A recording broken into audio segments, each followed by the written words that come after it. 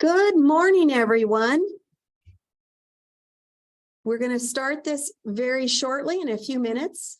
Brian, if you want to go ahead and put up the agenda. Fabulous. Excellent.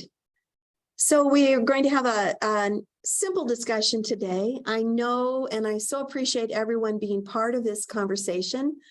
This is a few short days before Christmas. And of course, our schools are having lots of celebration, lots of programs, and then quite possibly because of the cold weather, not having school. We are recognizing the landscape in the winter in Montana across our state. So in a few minutes, we'll begin.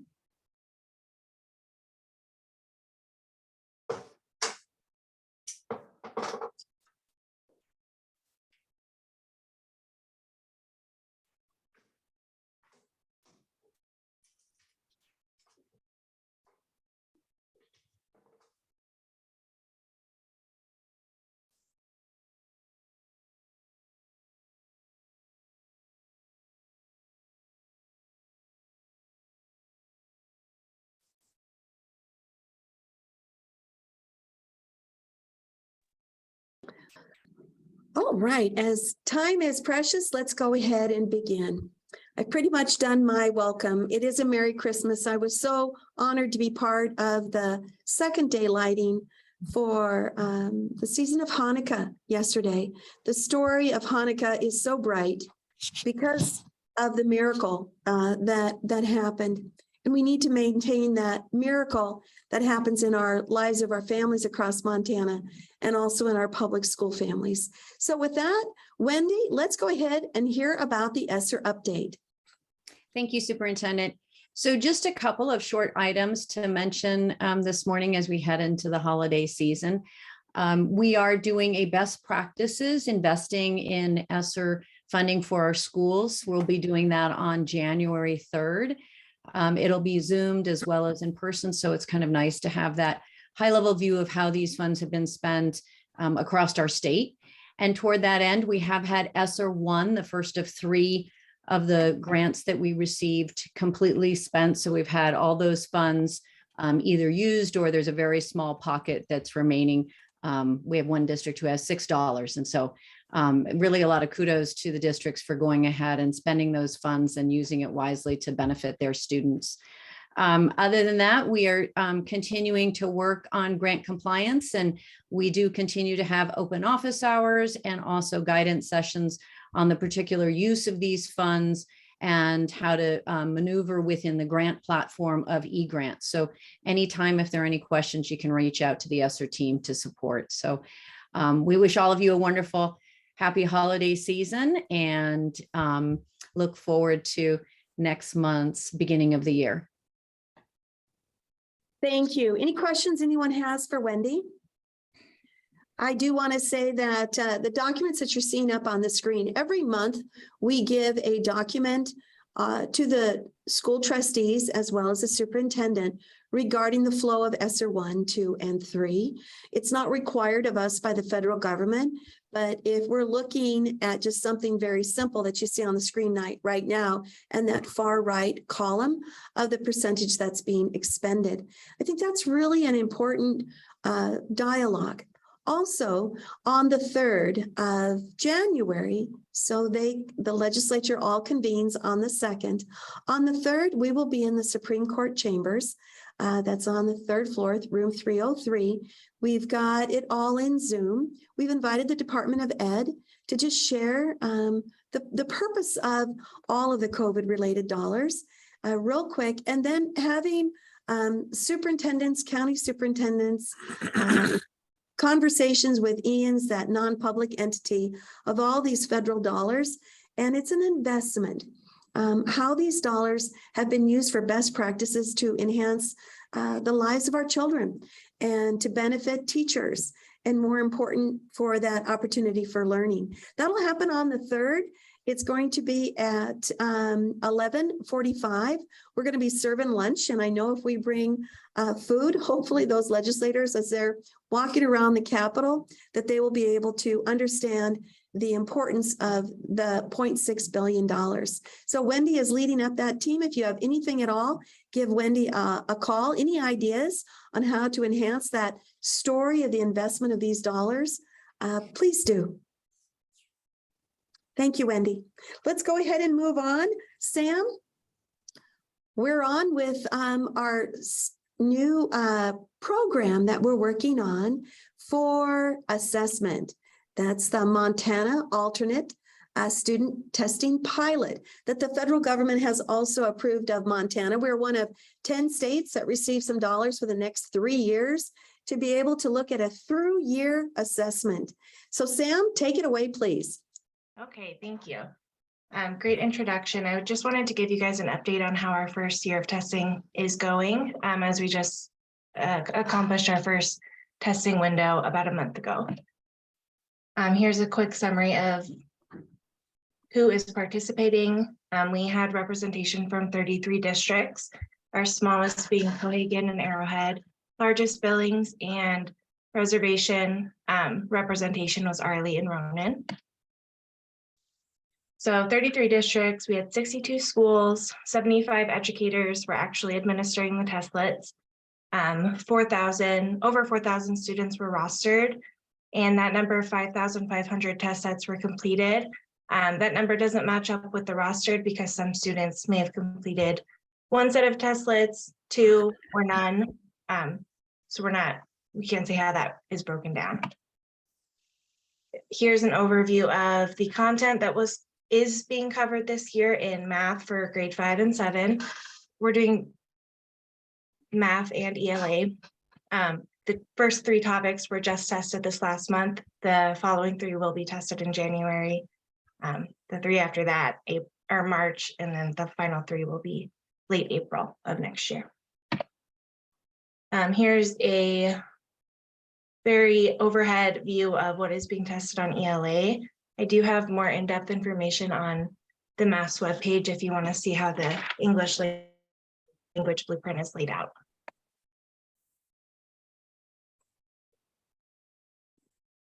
So I sent out a stakeholder survey to those who were involved in the testing after the testing, and I'll just give you a brief overview of how they thought that it went, our teachers and administrators.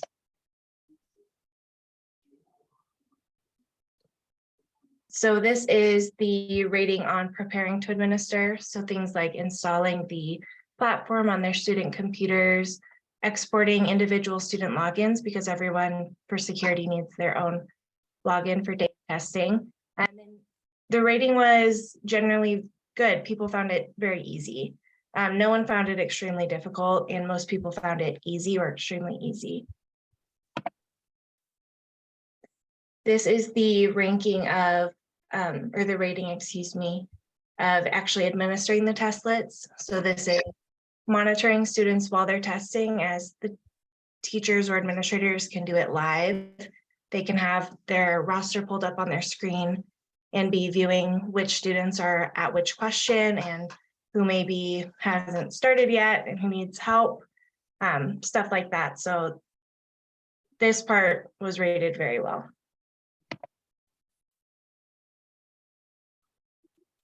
I just wanted to give you guys the upcoming dates of our administration windows.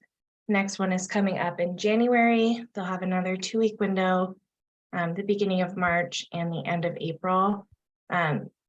Beginning of March was chosen to accommodate spring break dates, and the end of April was to accommodate Easter. If you want more information, I know this was a really brief overview, but you can shoot me an email or go to the MAS webpage on the OPI website. And that's under the leadership section if you're looking for it. Thank you. Perfect. Sam, thank you. Any questions anyone might have at this point of Sam or how this is progressing? Oh, Angela. Hi there, Madam Superintendent. Good morning, everyone. Good to see you all. It's not in relation to what we just saw. My question isn't, but then I have a comment. But my question is in relation to the search for the new director of assessment. And I may have missed something, but I just wanted to see where that might be at this point. And then I just have a follow-up comment on what we just saw. Excellent. So we are out at this point, and I believe if I can, Cheryl, are you on? She may or may not be. Let me double check to see exactly where we are within the hiring process. We, I believe, have put out, and we're in past the hiring of fishing, let's put it that way, and we're at the interview at this point. The other aspect is in looking how we assess part of the accreditation. So we're also looking for that accreditation leader. And we believe we found a great solution because to blend them both together. Granted, again, the testing aspect is part of the federal request. Accreditation is basically a state model, but they do blend together. So that is where we are at this point. And Angela, I can shoot you an email to know exactly where we are. And all of these materials will be coming back to you as we do, as we have historically done. And if I find that, I can send them back to everyone that was on this call as well. So Angela, you had another question? Thanks so much for that. We work closely, as you know, with the assessment division on the ACT and the pre-ACT, and we just look forward to working with this new person or these folks. We're doing well with Marcy and Chris now, so thanks for that opportunity. But I guess one of the things I just want to compliment Sam on was, I think, the outreach and the follow-up regarding the testlets. And what I saw was an easy little survey. And one of the things that the superintendent is very aware of is that our Gear Up grant expires in 2024, and that's how we provide for the free statewide ACT test. And I am wondering if, as we get ready to make a new application for Gear Up funds, if there might be something that we could work together on that would assess the ease to which our site coordinators are administering the ACT and the pre-ACT that we could point to in our application. And also if there might be an opportunity for us to understand better the value that our local partners are seeing or not in the ACT at this point. And what you had there was just, I think, perfect, a perfect snapshot of what folks are doing that we might be able to quickly assess. And also then we could use that perhaps in any application that we might make. So thanks so much. Excellent. And you know, our partnership is strong, and it's very important that we recognize the commitment, not just of a through year of the simple grades that we have of 5th and 7th right now, but seeking what does that actually mean as they graduate. And because of our partnership, wanting to make sure that there is fidelity in the test and that it is offered for all. And that's one of the things that, you know, you have done, the commissioner has done, the regions have done to make sure that we have that commitment to the federal government. So let's visit a little bit more offline and see exactly what that future views. But if we don't look at it now, Angela, we're going to be in trouble. So let's make sure that we have that conversation. Sam, thank you very much for this presentation. The other part that I want to end before we leave the assessment discussion, we need to make sure that our teachers recognize the value of this. These 70 teachers have stepped up, and they are doing it on top of everything that their district is committing to. So we're very, very pleased, and we recognize that commitment from that classroom teacher. The other part is putting them in a collaborative model with other teachers that are assessing to see exactly if this is the best pathway, because we know that assessment tool is closest to that teacher and that learning cycle. And we want to make sure that that in this pilot is very robust. So we are working very diligently with all those teachers in all of those communities across our state, and hoping that what comes out of this does represent great quality of learning. We know it's happening. We just want the test to make sure that it is reflecting that quality of learning that's occurring. So thank you very much for those questions, Angela. Let's move on now to Paige. This is a grant that all states received, and we didn't have to request it. But Paige, if you'd like to show something on your screen, please do. Good morning. Good morning. Thank you so much. Let me share my screen really quick. Let me get this. There we go. All right. Can you see my screen?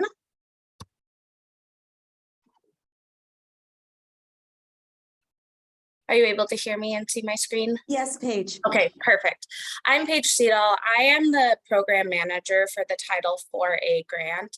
The Stronger Connections grant is a new grant that was administered by the federal government, the Department of Education, for all states, like the superintendent said, and it is under the Title IV-A umbrella. The Title IV-A Stronger Connections grant is focusing on improving conditions for student learning by encouraging schools to implement a comprehensive plan incorporating evidence-based activities, programs, practices, but it's there to create a safer and healthier learning environment. So the Title IV-A grant overall looks at the whole child, but really looks at safe and healthy communities for one of the three brackets. The Stronger Connections grant is really focusing on safe and healthy for all of our students. We did a public comment to collect what LEAs believed would be high needs criteria for their districts. We did public comment in October and November. A few of you did come to my public comment Zoom meetings.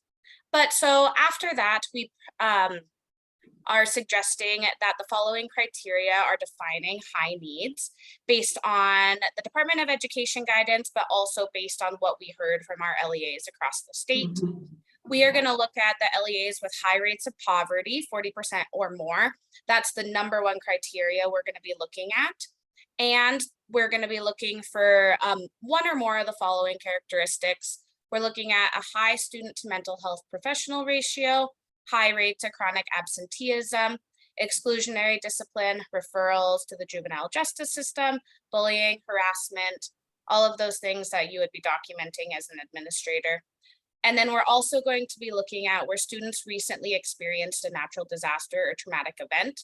I did get a lot of questions if we were taking in COVID-19 into that, and we actually are not, because it ultimately impacted every single student in the entire state. It did not impact just one district in our state. So an example of a natural disaster or traumatic event would be the flooding in Red Lodge this past year, where a lot of those students may have lost property, supplies, things like that. So the purpose of the Stronger Connections grant must be used to develop, implement, and evaluate programs within that high needs LEAs. This is going to be a competitive grant though. So Title IV-A in general is not a competitive grant, it's a formula grant. And it means that every single district receives minimum of $10,000. This is different, that it is going to be competitive.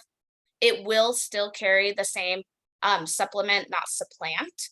And it will still require the equitable shares requirement for private schools across our state, same as the formula Title IV-A grant.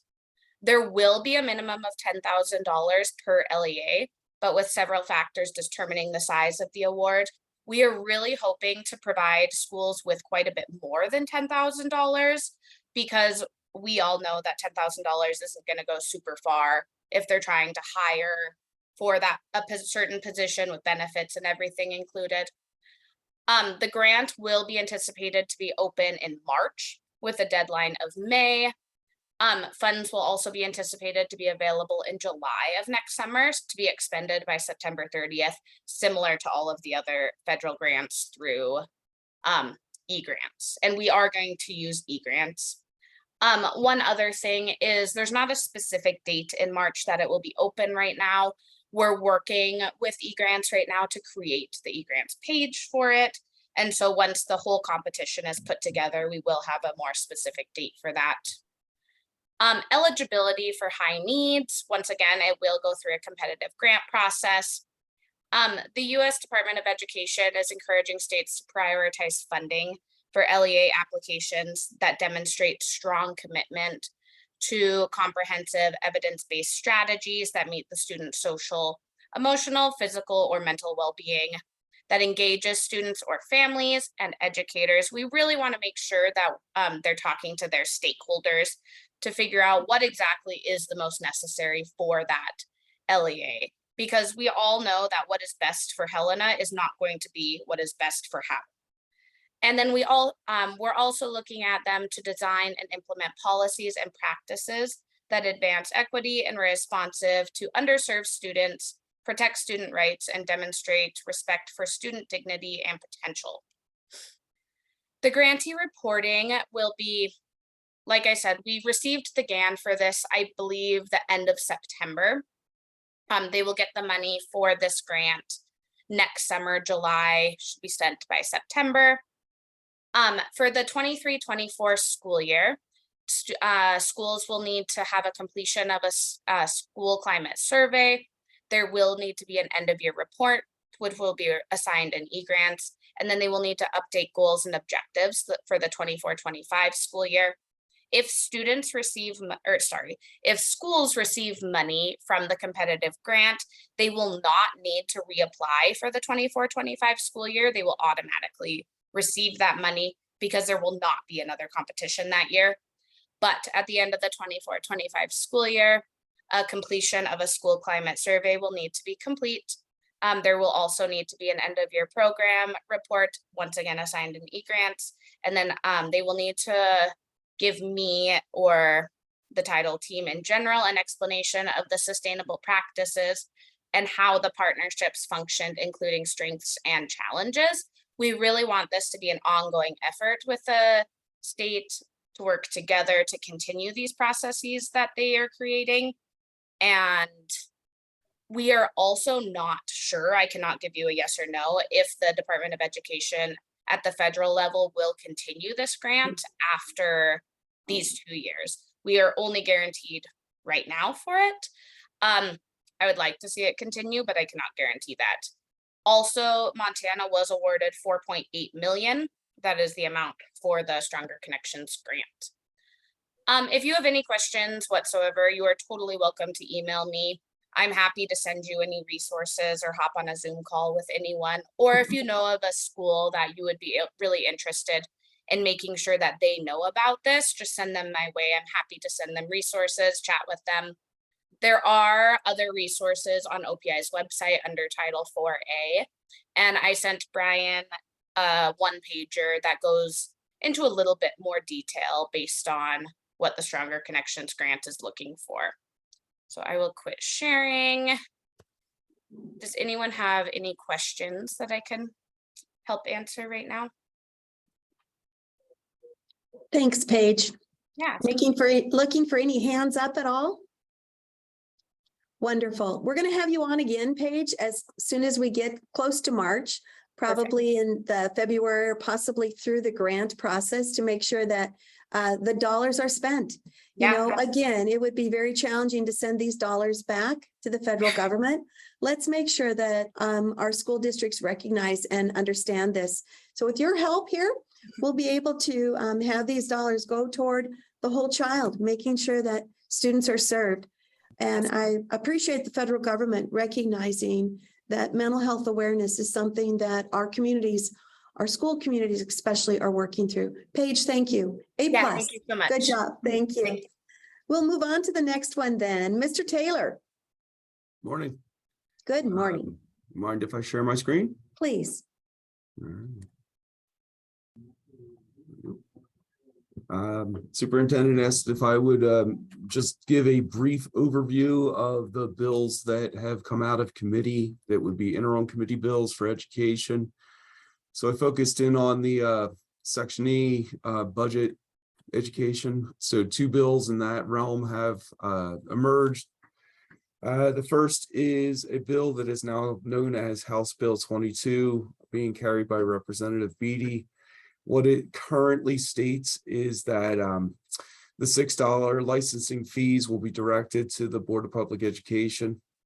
There will no longer be the split between the 4 and 2, it would just be the full $6 going to the Board of Public Ed. Another bill that is being carried by Representative Beatty is House Bill 36. This is a bill that has been worked on over the past few years in association with unusual enrollment increases. So it would be the dissolving of 20-9-314, I believe, and modification of 20-9-166. We would have a new mechanism for unusual enrollment increases, and they would now be known as significant enrollment increases. There's a mechanism in there that assures that all districts that qualify would be notified and have the opportunity to have an increase in the per student entitlement amount at 80%. There's a lot more detail in the bill. And if you've been playing along during the interim committees, you probably have heard Mr. McCracken and myself talk about this multiple times. So those are the two that came out of ed budget. The policy interim education committee, there's a fair number of bills that are emerging as well. Senate Bill 69 is being carried by O'Brien. This is a cleanup bill request. That there was a bill that was passed last session that allowed for passenger vehicles to be used to transport students to and from sporting activities. It wasn't absolutely clear that these were not school district owned vehicles. And if they were, there was concern that there could possibly be depreciation placed upon those types of vehicles. And it was almost contradictory to other small type vehicles that are considered buses.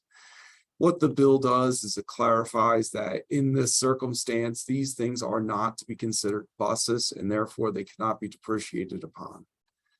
Another bill carried by Senator O'Brien.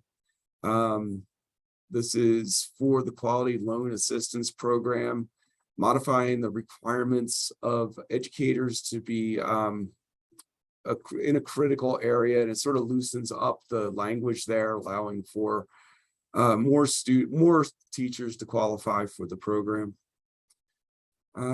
Senate Bill 1, Senator Solomon's going to carry a bill that aligns language in association with a block grant that goes to school districts that states that it will be distributed in November along with GTB.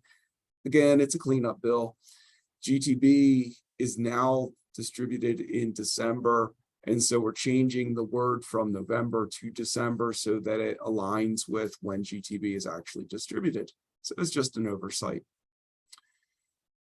Last three. Again, Senator O'Brien is carrying a bill to remove references associated. I guess the easiest way to say this is Mr. McCracken and I we're looking at certain sections of law and noticed that there was references to certain things, claiming that the maximum budget limit was the highest budget you could adopt. We note that that's incorrect.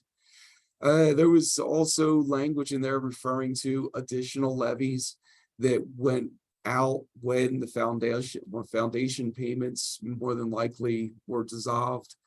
There was references to additional levies for building reserve and impact, some impact aid funds. So really what this bill does is it's an attempt, a first step attempt to clean up language that may have been missed getting cleaned up over past years. Both of us recognize that there's possibly still more cleanup language to come in association with some of these sections of law. But this is going to be our first attempt to just sort of polish it up. So it's just clean up. Senate Bill 9 also being carried by Senator Solomon. This is a bill proposal that states that districts that have schools can't operate a school that's outside of their school district boundary with certain exceptions. It is somewhat of a tenuous discussion, but we'll take it in stride. And last one is Senate Bill 8, again, Senator O'Brien. These are modifications to the transformational learning program as somewhat of a cleanup bill as well, just to streamline some of those processes. Those are the bills that I'm aware of that came out of these two committees that they made passage on, or they approved to come out and have the stamp of I am a committee bill put on them. And these are the bill numbers that have been assigned to them. And I'll stand for questions. We might as well be official, right?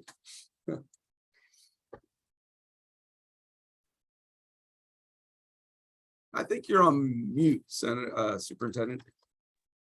Paul, standing at the podium, you also have to give your name and all of that. And we are definitely informational witnesses. So these are, again, just to reiterate, these the ones that you see A to H are ones that came out of interim committees. There are other ones, of course. Mr. McCracken, I know if you're on, would you like to add anything? And I so appreciate your partnership with Mr. Taylor and us at the Office of Public Instruction as we work through these policy, but also I also see we have Nancy Hall from the Budget Office. Thank you for your partnership also. I believe we've sent up a handful of fiscal notes as well and want to make sure that, we do our due diligence of the impact to schools, to communities, and of course to the general fund. Pat, would you like to add anything? Nancy, would you like to add anything? That was an excellent overview that Paul provided of the interim committee bills. Thanks, Paul. I appreciate the partnership too. And I got to hop to another meeting. So everybody have a good day and stay warm. Thank you, Pat. Nancy, anything that you'd also like to share? Superintendent, I don't have anything. Paul always does a top-notch job. I agree. I very much agree. Well, all of the information that we shared today will be coming back to you. And I know time is very busy and time is precious. Please enjoy family, embrace your family. And let's make sure that the bright lights of Hanukkah are there. There's many miracles amongst us. Let's recognize that. Merry Christmas. Thank you all. Thank you.